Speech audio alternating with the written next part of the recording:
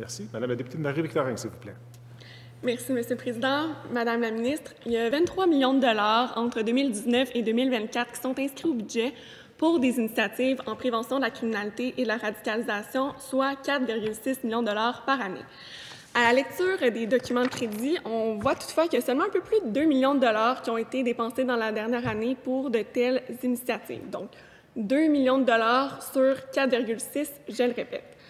Il y a le Centre de formation et d'expertise sur les intégrismes religieux et la radicalisation, le CEFIR, qui est situé à Longueuil, qui est en discussion depuis plus d'1 an maintenant avec votre cabinet pour du financement à même cette enveloppe. Vous leur offrez pourtant seulement 30 000 $ par année, comme c'est d'ailleurs le cas pour la chaire de l'UNESCO. Puis en comparaison, le CPRVM de Montréal reçoit, lui, 600 000 $ par année de la part de votre gouvernement. C'est absolument inéquitable et surtout inexplicable puisque l'argent est là, il est budgété.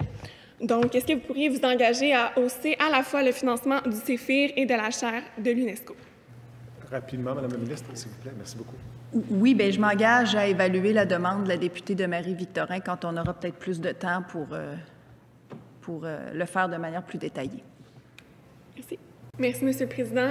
Il y a un sondage qui a été publié ce matin dans la presse où on apprend qu'il y a 35 des Québécois qui croient que les médias traditionnels répandent des fausses nouvelles sur la COVID et 18 qui pensent que le virus a été, et je le cite, créé par les gouvernements pour nous contrôler.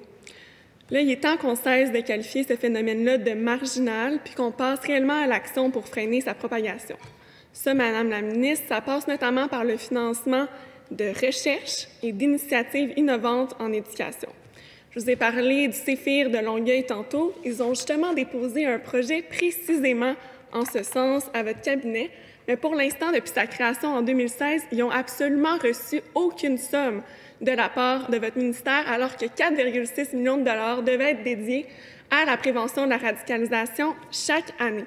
Alors, pouvez-vous vous engager à financer les recherches, notamment sur les théories conspirationnistes, comme celle du CEFIR? Merci beaucoup. Très rapidement, Madame la ministre, s'il vous plaît. Merci. Oui, on est en train d'étudier effectivement les documents, mais on a reçu un complément d'information le 24 août. On va recevoir, pardon, c'est vrai, on est le 21, je me demandais, je trouvais ça anachronique. On va recevoir le 24 août et ça va teinter évidemment notre analyse.